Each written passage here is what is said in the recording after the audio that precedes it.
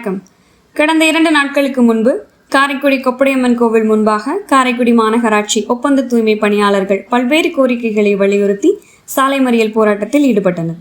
இந்த போராட்டத்தில் தொழிலாளர்களுக்கு விரோதமாக செயல்படுவதாக கூறி காரைக்குடி மாநகராட்சி ஆணையரை எதிர்த்து கண்டனம் தெரிவிக்கப்பட்டது.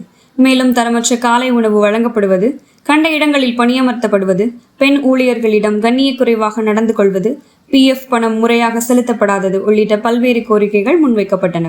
இதனைத் தொடர்ந்து நடைபெற்ற நீண்ட நேர பேச்சுவார்த்தைகளுக்கு பின்னர் போராட்டத்தில் ஈடுபட்ட தூய்மை பணியாளர்கள் மீண்டும் பணிக்கு திரும்பினர். இந்நிலையில் இன்று காலை KMC காலனியில் நடைபெற்ற சந்திப்பில் மாநகராட்சி தூய்மை பணியாளர்களின் நீண்ட நாள் கோரிக்கைகளை நிறைவேற்றி தருவதாக அமைச்சர் டாக்டர் TK பிரபு உறுதியளித்தார். இதனால் மகிழ்ச்சியடைந்த தூய்மை பணியாளர்கள் அமைச்சருக்கு நன்றி தெரிவித்து தங்களது மகிழ்ச்சியை வெளிப்படுத்தினர். அறிஞர் பார்வை செய்திகளுக்காக ரேணுகா முத்துக்குமார்.